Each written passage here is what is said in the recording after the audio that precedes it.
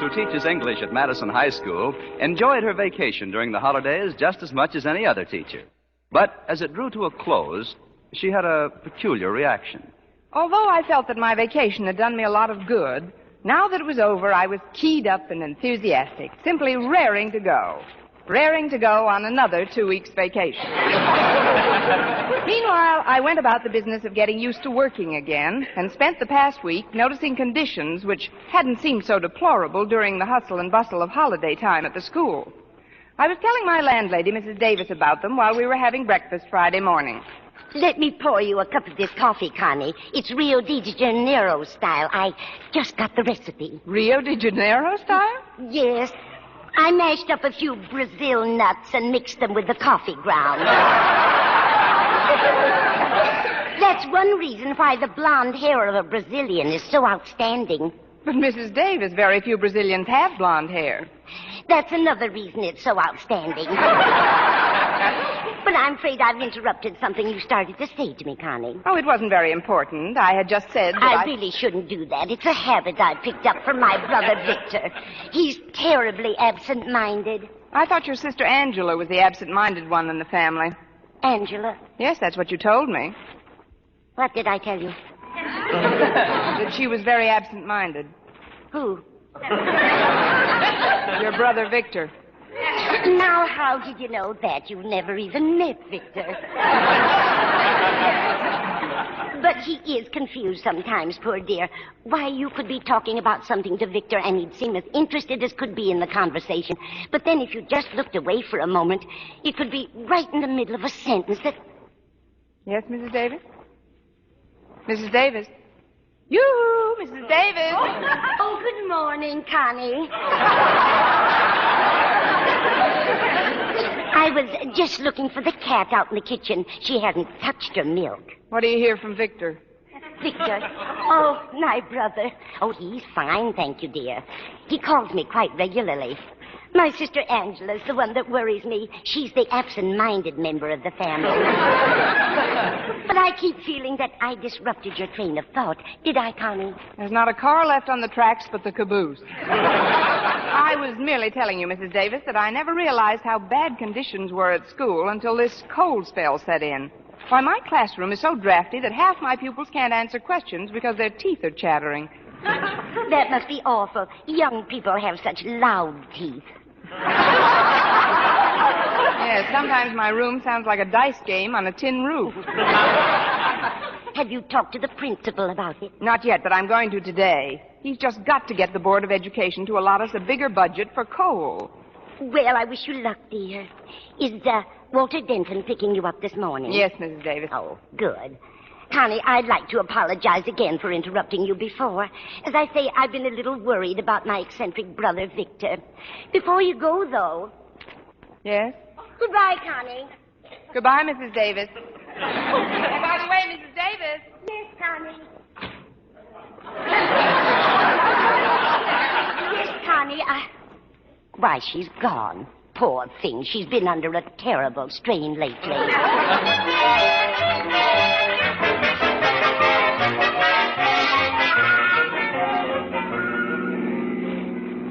I'm glad you picked me up early, Walter. I've got to stop in and see Mr. Conklin before my first class. Oh, golly, Miss Brooks, there must be some pleasanter way to start off a Friday morning for a perfectly nice English teacher. Yes, there must be. Oh, it isn't that I don't respect Mr. Conklin. It's just that, well, there's something about you, Miss Brooks, that, well, before the hallowed walls of our beloved Madison High heaves into view, I want you to know that... Just a minute, Walter. Would you mind taking that sentence again a little slower? I nearly exclaimed, before the hallowed walls of our beloved Madison High heaves into view. That's what I thought you exclaimed. Anything wrong, Miss Brooks? Well, frankly, Walter, I'd hesitate to correct that sentence without stopping at teacher's college for a refresher course. But what do you mean by heaves into view? Well, every so often you read about a ship that hove into view, don't you? Yes. Well, hove must be the past tense, mustn't it? Heave, haved, hove, isn't it? Oh, of course not, Walter. Heave, heaved, haved, heaved, haved. What do you want me to know before Madison High heaves into view? That you command as much respect as Mr. Conklin, plus the admiration of the entire student body, and that your personal warmth and charm is only exceeded by your excellence in your chosen field of instruction. Ain't it the truth? I don't want to seem unduly inquisitive, Walter, but to what do I owe this verbal plaque? Nothing. It's just a natural reaction. Completely spontaneous and unrehearsed. And what did you get from our sponsor when you were selected as a contestant? A pen and pencil set that's guaranteed... Oh, no, that's not fair. No, I'm being completely sincere and have no ulterior motive whatsoever. Then thank you, Walter. No, that's okay. Miss Brooks? Yes? Would you do me a favor? If I say no, you'll take back the plaque. Well, what is it? Well, it's a basketball team. As you know, I'm the new manager, so it's up to me to see Mr. Conklin about getting some things that we need immediately. And? And it's up to you to see Mr. Conklin for me, because I'm rarely up to seeing Mr. Conklin. What I mean is that we've just got to get some more trunks. Where are you going? Oh, we're not going anywhere. No, we need stuff for the guys to put on while they're playing. You see, right now, every time we send in a substitute, he has to take a blanket along with him and change trunks with the fella he's replacing. About 10 pairs should do fine. 10 pairs? Why don't you just get a larger blanket? Oh, no, this is serious, Miss Brooks. Oh, another thing you've got to talk to Mr. Conklin about for me is the temperature in the gym. Now, it's so cold in there, a good humor man has to referee the game. Of course, I'm exaggerating, Miss Brooks. I know, Walter, but, A, just what do you want me to ask Mr. Conklin? And B, why should it be me instead of you? Well, A, to requisition $100 worth of equipment for the basketball team from the school board, and B, because you're older and carry more weight. And C, if we were driving in my car, you'd be walking by now. Well, you don't understand, Miss Brooks. I'm not trying to shirk my duties, but, well, this is a legitimate beef. Let me put it this way. In the stockyards, when they want the sheep to run a certain way, they don't send a little lamb out to guide them. They send an old goat.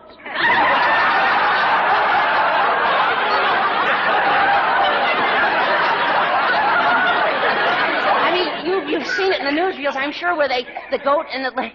Gosh, I hope you're not mad, Miss Brooks. Oh, forget it, Walter. Why should I be mad? Then you'll do it? You'll ask Mr. Conklin for me? I'll do my best. Now, you'd better start putting on your brakes. My brakes? Yes, the hallowed walls are hiving into view.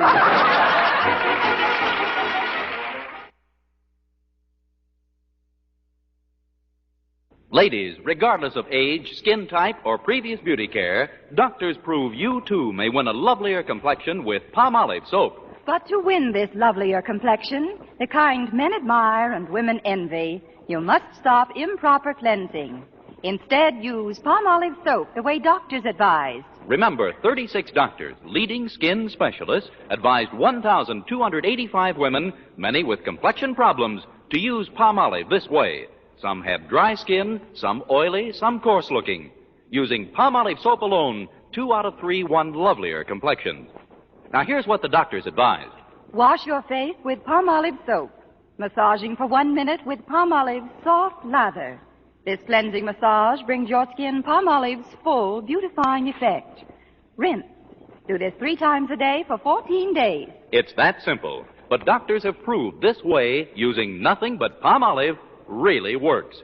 So forget other beauty care. Use Palmolive soap alone for a lovelier complexion. For loveliness all over, use big, thrifty bath-size Palmolive in your tub or shower. Well, here we are at school, Miss Brooks. If you will kindly disembark, I'll find a place to park and then return for a joust with the forces of education. If I was a gambler, Walter, I'd bet on you to place. Oh, there's Harriet Conklin. I think I'll ask her what kind of a mood her father's in. Okay, Miss Brooks. I'll see you later.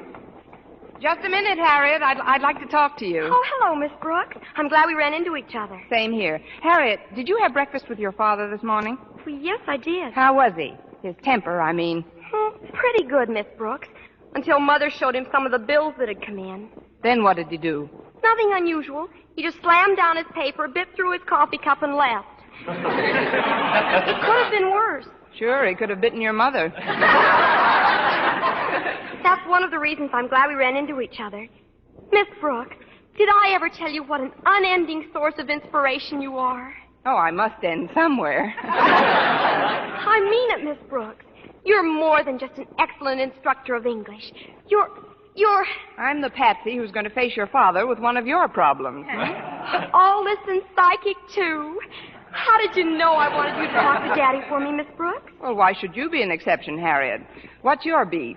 Complaint? The domestic science room. It's like a deep freeze. That room, too? It's so cold that most of us wear gloves all during the class. Makes it very awkward, Miss Brooks, especially when we're trying to use the sewing machine. Sounds pretty bad. Bad? It's terrible. Yesterday, Bessie Snyder sewed 5 of her fingers together. Oh, what's so terrible about that? Gives you an extra ladle for the cooking class. It broke the sewing machine, and we need $200 for a new one. Oh, but Harriet... Miss Brooks, it's up to you to make conditions in this school livable. For you, you mean? I'd better be armed with plenty of facts before I face your father, though. I think I'll make a survey of the rest of the rooms. Starting with Mr. Boynton's biology laboratory? Now who's psychic? Yes, Harriet, I think I'll interview the shy master of the microbes. I've been in there, Miss Brooks. It's even colder than the other rooms. I hope you can do something about it. I should be able to, with the experience I've had. Well, what do you mean, Miss Brooks? I've been trying to thaw Mr. Boynton out for years.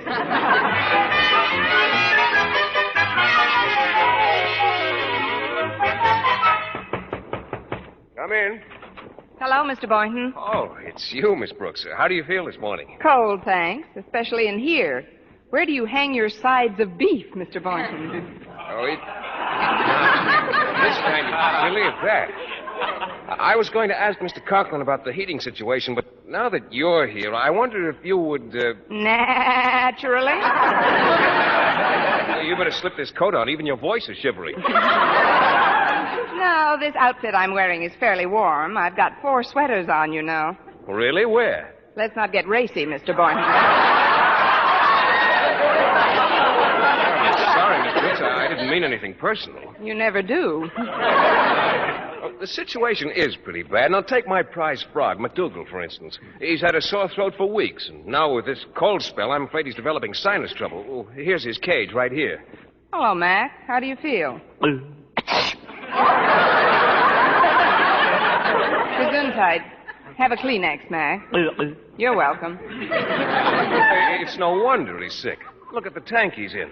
No provisions for heating the water at all. Or this morning, his breakfast was frozen 2 inches from his nose. By the time he did eat, he had indigestion. That's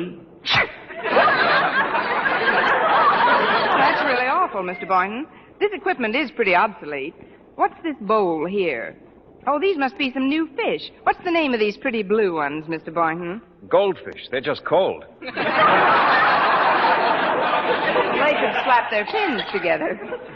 Oh, look at these cute little guinea pigs. Now, they're what I call sensible animals. Look how they huddle together for warmth in their cage. You know, Mr. Boynton, you and I could keep kind of warm that way, too. Oh, no, we couldn't, Miss Brooks. We could never fit into a cage that size. Well, no, but it would be fun trying to. Look, Mr. Boynton, about what do you estimate it would cost for new equipment for this lab? Oh, a couple of $100, roughly. $150 if you smooth it out. That's a sort of a joke, Miss Brooks. First I said roughly, and then $150 if you smooth it out. Oh. That's a Lulu. I know another one, but I wish you'd stop me if you've heard it. It's about this group of people. I've heard it. You have? The one about the group of people who are all discussing something in a very animated manner, and suddenly they stop, and this one fellow says, "Is anybody eating a lifesaver?" And somebody else says, "Why?" And the first chap says, "Because there's a hole in the conversation." Is that the one you've heard? No, I heard a different one. Tell yours. Well, it's about...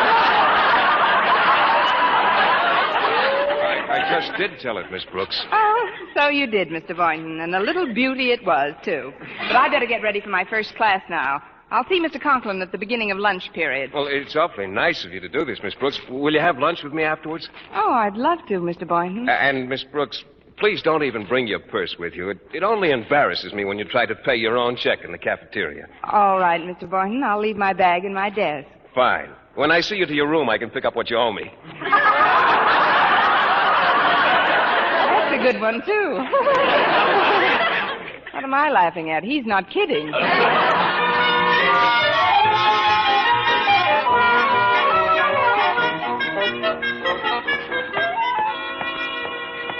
Let's see this list now. Weather stripping for my room, $50. Basketball team equipment, $100. New sewing machine, about $200. And biology lab equipment, $150. Total, $500.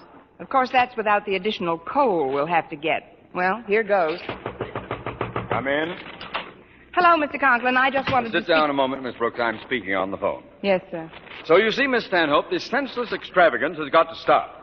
Why, do you realize that your art class used up 3 more drawing pencils this month than last? What do you think the school board is made of? Money? What? How can you cut down? Tell the students not to sharpen them so often. And remember, Miss Stanhope, it isn't the 50 cents involved that's important. It's the money. Get on the ball and let's start cutting down expenses around here. Good day. Now, what do you want? Happy New Year, Mr. Conklin. I just happened to be passing your office, and I thought I'd stop in and say hello. Hello. Now, if you'll excuse me, I was just going to lunch. But, Mr. Conklin, you don't want to go up to that drafty cafeteria. What do you mean, drafty? Oh, it is. It's almost as bad as the schoolrooms. What? And the gym and the biology laboratory and the domestic science room, in which your own daughter Harriet is at this very moment shivering and shaking while she sews her gloved fingers together on the sewing machine which Bessie Snyder broke. There, I said it, and I'm glad. If you're angling for another vacation, Miss Brooks, the answer is no.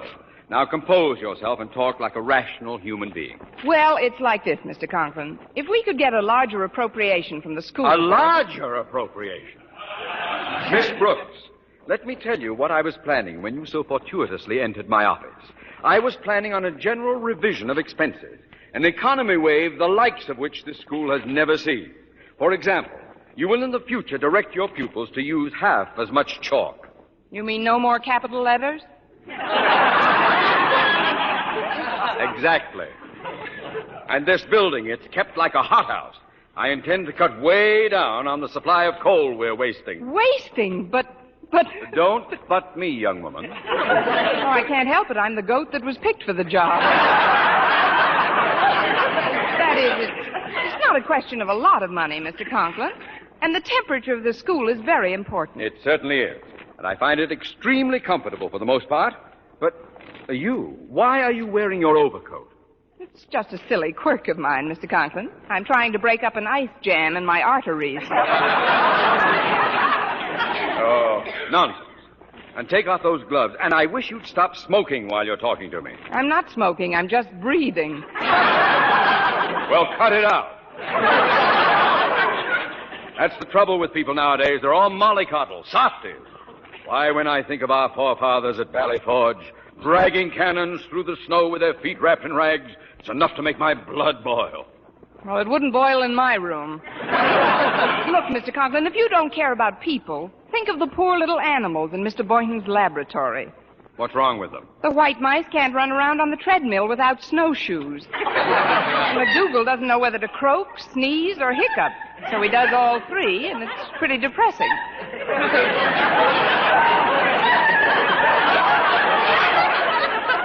Well, then don't listen to it. And how about the basketball team? Walter Denton says that every time one of his substitutes goes into a game, he has to hide behind a trunk while they're changing blankets. And just think, $100 would remedy the entire situation. $100? Plus $200 for a new sewing machine, $50 for weather stripping my room, and $150 for warmer tanks and better equipment in the biology lab. $500 is all you have to requisition from the board, plus some added money for coal. And if you'll sharpen the sword, I'll fall on it on my way out. Miss Brooks, I'm going to try to control myself. I'm going to walk over to that window and look out of it. A moment later, I'm going to turn around, and you will have gone quietly out of the door.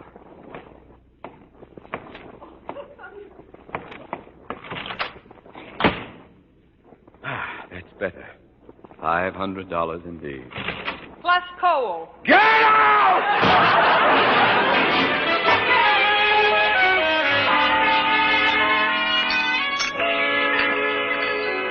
Well, here I am, Miss Brooks. The cafeteria was pretty crowded today. Young Denton here invited us to share his table. Sure, sit down, Miss Brooks. Want me to get you a tray? Thanks, Walter, but I haven't time to eat right now. I've just left Mr. Conklin's office, and he's flatly refused to requisition a penny from the school board. But the temperature, my animals, McDougal's toes are frostbitten now. And how about my basketball team? We got a very important home game on tomorrow night, and that gym is just icy. Oh, we gotta do something, Miss Brooks. We just gotta get some more coal into this building. Well, maybe we could start an airlift. No, I guess not. Wait a minute. The only way to make Mr. Conklin see the necessity of improving the coal situation is to pretend we're all coming down with colds. You mean go into his office sneezing and coughing and all? Exactly. He won't dare face a school board investigation if he thinks an epidemic is starting. Besides, I happen to know he's quite a hypochondriac when it comes to contagious germs. But if we really don't have colds, it'd be lying to say we have, wouldn't it? It's a white lie for the common good, Mr. Boynton. Oh, but you know what happens to me when I tell a falsehood. I have a psychosomatic symptom that causes me to hiccup. Well, we'll have to take that chance. Think of McDougal, Mr. Boynton, and those blue goldfish swimming around depending on you to do something. I'll do it, Miss Brooks. I'll be darned if I don't. Oh, I beg your pardon. Oh, forget it, Mr. Boynton. In a crisis like this, even I resort to profanity. Oh, fudge.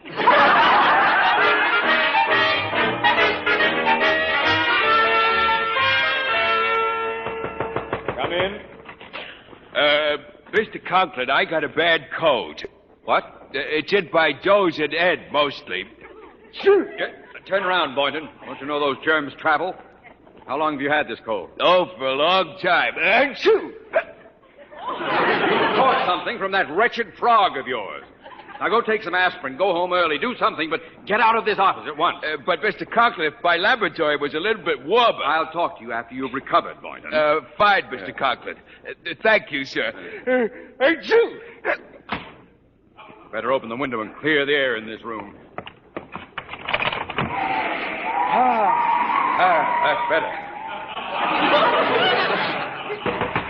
Come in.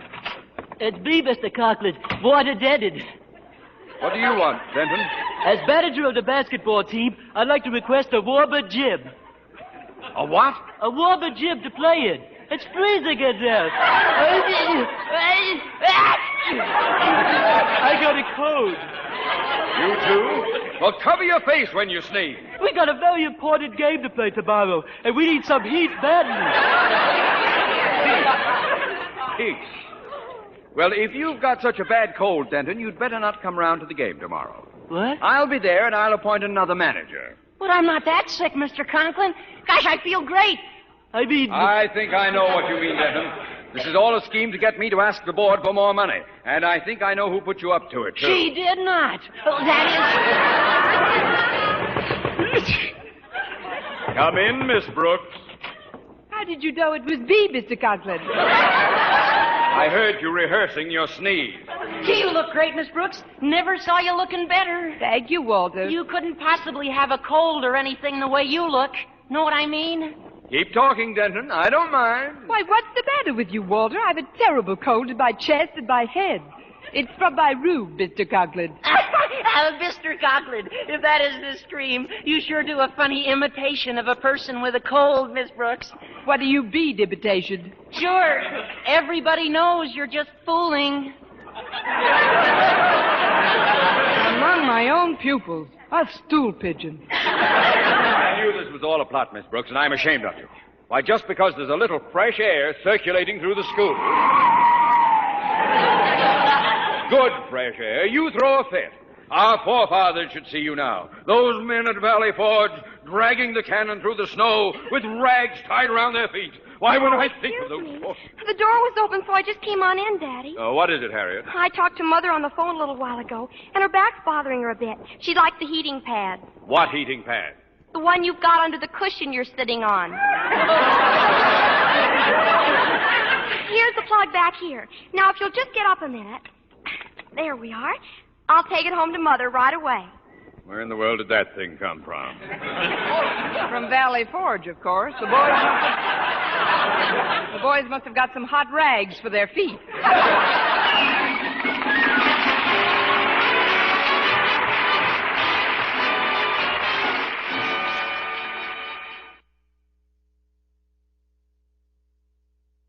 Well, Mr. Conklin recommended the necessary expenditures to the school board and personally ordered some coal immediately.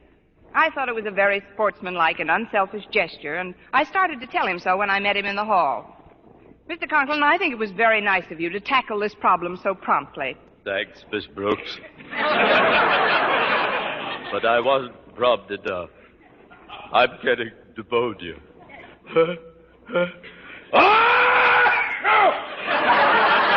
Oh, what's the difference, Mr. Conklin? As long as you've got your health.